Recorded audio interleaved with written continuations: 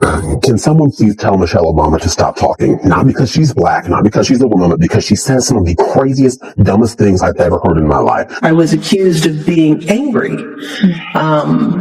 It was shocking. Craziest, dumbest things I've ever heard in my life. She's out here literally on some speaking tour, speaking circuit, talking about how, black people are oppressed and how, growing up, if you wore the wrong clothes as a black person, then white people could actually take your life. And, the reason that we can't reach our full potential, is because, black people's hair standards are different, this, that. The latest controversy started after Michelle Obama shared her thoughts on prejudice during her speaking tour. Anytime she discusses hardship, the internet erupts instantly. Critics quickly responded, claiming her privileged lifestyle leaves her out of touch with the real challenges ordinary people face, reigniting a familiar cycle of debate. Woman. Do you think that impacts the room that we've made for a woman to be president? Well, as we saw in this past election, sadly, we ain't ready. That's why I'm like, don't even look at me about running, because you all are lying. You're not ready for a woman. You are not. So don't waste my time. We got a lot of growing up to do. And there's still, sadly, a lot of men who do not feel like they can be led by a woman, and we saw it. What was the question? I just said, we don't need to ask it again. You answered it. Femininity, wifedom. Yeah. I think we still have growing. She pushed back at critics with a tone of surprise, explaining that during her years as First Lady, her life was far from the freedom people assume. She reminded everyone that she was always under public scrutiny, whether she liked it or not. The days were exhausting and demanding, and to keep going, she said she needed certain support systems. Things many people mistakenly interpret as signs of luxury rather than necessity. I'm so tired of it. So tired of it. Michelle, you've got many properties. You're worth multi-millions of dollars, right? You do not have the foggiest clue what it actually means to struggle here in America in 2025. So why are you going out of your way trying to act like you understand the plight of the most disadvantaged? See, y'all do this all the time, right? You try to use some unifying characteristic. Oh, the color of your skin. And you pretend that has some sort of bearing on someone's experience in America, not recognizing or acknowledging that there are people who do have melanin in their skin who litter the socioeconomic spectrum. So miss me with that. And we honestly are so tired of the divisiveness that you and your husband have caused over these past several decades at this point. So please, for the love of all that is good, pure, true, and holy, stop talking, please. She explained that having a small team of assistants and a full beauty crew wasn't luxury. It was simply part of the job at the time. She joked that she couldn't just pull an outfit off a store rack, pointing out that nothing fits perfectly when every public appearance is judged so closely. Hair and makeup, she said, were unavoidable parts of the routine. Then came the constant question critics like to raise: how much wealth have the Obamas earned since leaving the White House? Her response was straightforward: this is how the system works. And the debate surrounding that point hasn't quieted down at all. In fact, it's only grown louder.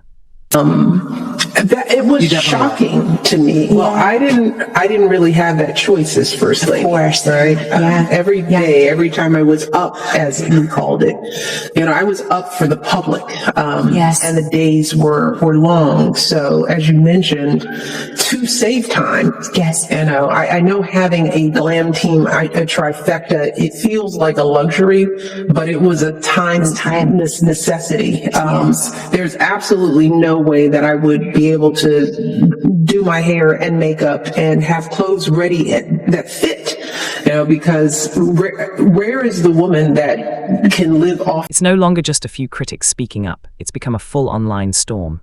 That brings up the big question: are her points valid or completely missing the mark? And if you want to stay connected to discussions like this, be sure to subscribe so you don't miss future updates. Now, here's the real reason Michelle Obama is getting so much intense pushback. During her tour, she delivered strong remarks about what it means to be Black in America, highlighting long-standing obstacles and the struggles many Black communities experience.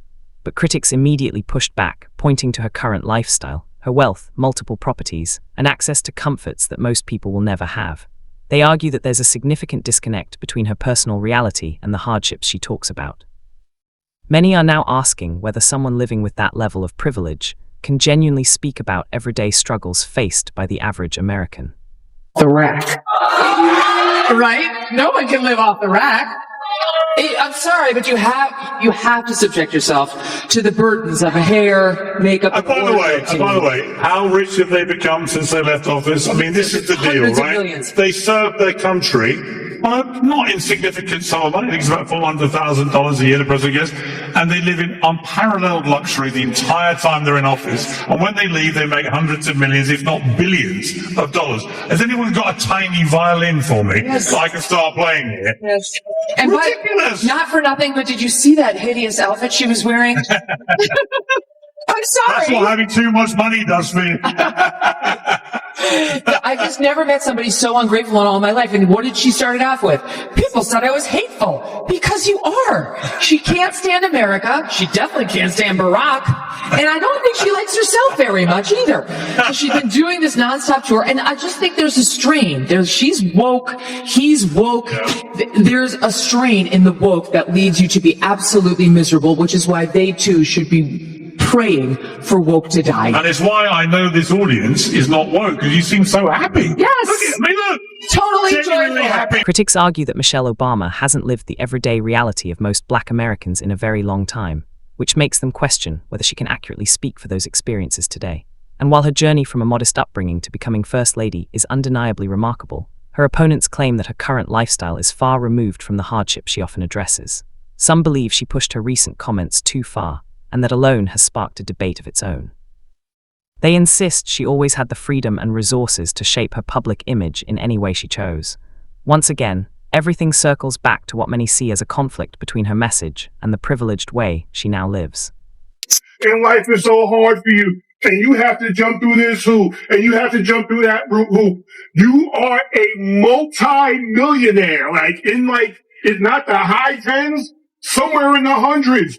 You have a mansion, a big mansion at Martha's Vineyard that no one can get into. All right. Your husband was a 2-term president of the United States. You get book deals where they just throw money at you. You have a hair and makeup team that works very, very hard to try to make you look good. He says commentators like Megyn Kelly immediately jumped into the discussion, and they didn't hold back at all. Kelly sharply criticized Michelle, pointing to years of comfort and highlighting the Obamas' massive wealth since leaving the White House. She argued that Michelle may no longer fully understand what everyday families go through, and the backlash didn't stop there. Michelle's statement that America still isn't ready for a woman president created even more controversy. She said it bluntly, "We're not ready." That single line triggered a whole new wave of debate, with some insisting she's actually slowing progress by making remarks like that. You have all kinds of endorsements and people fawning over you and everything else. Michelle, Chewbacca, no one cares. Good Lord, no one cares. Also, white people never asked you to put your hair like that. They never said to you, you have to straighten your hair. No white person has ever looked at a black woman. Meanwhile, others argue she's simply pointing out an uncomfortable truth. But still, people are asking, why would someone with her level of influence choose to make a statement that bold? Many wonder if she's undercutting the very progress she says she supports. Opinions are dividing quickly because her message seems to move in two different directions at once. A major part of the backlash comes from the contrast between her immense wealth and the issues she discusses. Her luxurious lifestyle doesn't align with the struggles she highlights, and that disconnect frustrates many. For people facing real hardships every day, her words can feel distant or out of touch. And this time, it's not just political critics. Regular people are jumping in too. Now let me explain something to white people. Our hair comes out of our head naturally in a curly pattern. So when we're straightening it to follow your beauty standards, we are trapped by the straightness. That's why so many of us can't swim. And we run away from the water. People won't go to the gym because we're trying to keep our hair straight for y'all. Right, Chewbacca, we get it. You're black. You're a black woman. We get it. Why does every one of your sentences begin with the fact that you have to point out that you're a black woman? We have working eyes. We have working ears. We see you and we hear you, Chewbacca. You don't have to remind us every 5 minutes that you're a black. Social media is overflowing with debates about whether Michelle Obama still understands or represents the challenges people face today. With every new appearance she makes, the controversy only spreads further.